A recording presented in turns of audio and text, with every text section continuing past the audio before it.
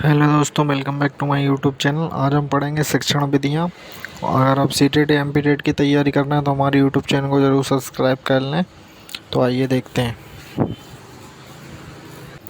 विश्लेषण विधि। इस विधि में हम अज्ञात से ज्ञात की ओर जाते हैं। इसके उदाहरण देखते हैं। सिद्ध करें कि त्रिभुज के तीनों कोणों का योग दो समकोणों के बराबर होता है।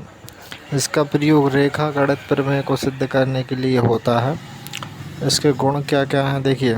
स्वयं समस्या का समाधान करने, हल खोजने पर बल देती है। स्थायी ज्ञान उत्पन्न होता है। मनोविज्ञान विधि है जो बालक में अध्ययन के प्रति रुचि उत्पन्न करती है। खोज करने की क्षमता, अन्वेषण क्षमता का विकास होता है। दोष, इसके दोष क्या हैं। अधिक समय लगता है। छोटी कक्षा के बालकों के लिए अनुपयोगी मानी जाती है। क्या छोटी कक्षा के बालकों के लिए अनुपयोगी मानी जाती है। और कुशल अध्यापक की आवश्यकता होती है। तर्क की ज़रूरत होती है।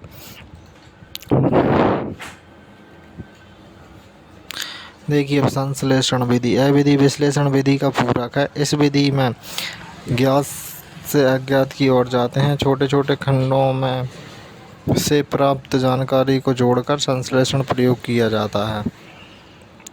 देखिए ए बराबर बी ज्ञात, बी बराबर सी ज्ञात, अर्थात ए बराबर सी, अर्थात ज्ञात बातों का प्रयोग करके अज्ञात की खोज की जाती है।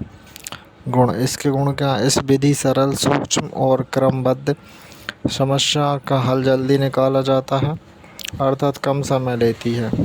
स्मरण शक्ति के विकास में मदद मिलती है। मंदबुद्धि वाले छात्रों के लिए यह विधि उपयोगी है। ज़्यादातर गणितीय समस्या इस विधि से ही हल की जाती हैं। इसके दोष क्या हैं। रटने की प्रवृत्ति पर बल देती है। अन्वेषण क्षमता, खोज करने का विकास नहीं हो पाता। अर्जित ज्ञान अस्थायी होता है। विकास में सहयोग नहीं करती है। तार्किक क्षमता और चिंतन रहित विधि है।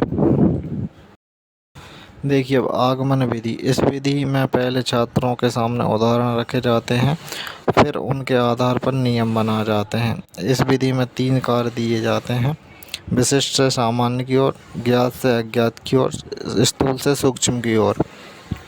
इसके गुण क्या हैं। यह एक वैज्ञानिक विधि है। स्वयं से कार्य करने के कारण अधिक स्थायी अधिगम होता है। व्यवहारिक और जीवन में लाभप्रद विधि है। इसके द्वारा बालक में स्वयं कार्य करने की क्षमता का विकास होता है। बालक सदैव जिज्ञासु रहता है। यह छोटी कक्षाओं के लिए उपयोगी विधि है। इसके द्वारा बालक में गणित के प्रति रुचि बनी रहती है।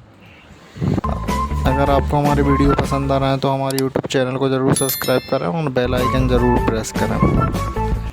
देखिए आगमन विधि के दोष क्या क्या हैं। यह विधि धीमी विधि है। समय अधिक लगता है। अधिक परिश्रम करना पड़ता है।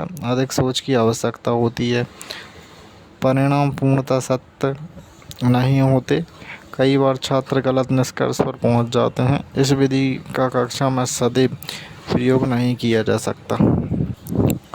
अब देखिए निगमन विधि। यह विधि आगमन विधि की विपरीत है। इस विधि में पहले परिभाषा, सूत्र एवं निर्देश को बता दिया जाता है, फिर उसे सत्य सिद्ध किया जाता है। इसमें नियम से उदाहरण की ओर चलते हैं, सामान्य से विशेष की ओर, सूक्ष्म से स्थूल की ओर। इसके गुण क्या क्या हैं। यह विधि गणित शिक्षण कार्य को अत्यंत सरल बना देती है। इस विधि से छात्र अत्यंत सरलता से शीघ्रता से ज्ञान प्राप्त करता है। अंक गणित एवं बीजगणित शिक्षण में निगमन विधि सहायक सिद्ध होती है। कम परिश्रम एवं समय की बचत होती है। स्मरण शक्ति का विकास होता है। इसके दोष देखिए क्या अमनोवैज्ञानिक विधि है। इसमें छात्र नियमों व सूत्रों की खोज स्वयं नहीं करते बल्कि उन्हें याद करते हैं। इसमें मिलने वाला ज्ञान अस्थायी व स्पष्ट होता है। अब देखिए प्रयोगशाला विधि। इस विधि में छात्र स्वयं गणित की प्रयोगशाला में यंत्रों, उपकरणों तथा अन्य सामग्री की मदद से गणित के मध्य नियमों व सिद्धों की सत्यता की जांच करते हैं। इस विधि में करके सीखने के सिद्धांत पर बल दिया जाता है। उदाहरण के लिए देखते हैं पाइथागोरस प्रमेय को प्रयोगशाला में सिद्ध करना। इसके गुण क्या हो जाएंगे। छात्र प्रयोगशाला के उपकरण का कुशल प्रयोग करना सीखते हैं। प्रयोगशाला में किया गया अधिगम स्थायी होता है। रुचिकर विधि तर्क क्षमता का विकास होता है। दोस्त क्या क्या इसके यह खर्चीली विधि है। यह छोटी कक्षाओं के लिए उपयोगी नहीं है, क्योंकि बड़े बच्चे उपकरण से सीखने की जगह खेलना शुरू कर देते हैं। कम संख्या वाली कक्षाओं के लिए उपयोग में लाई जा सकती है। ऐसे और भी वीडियोस देखने के लिए हमारे यूट्यूब चैनल को ज़रूर सब्सक्राइब करें।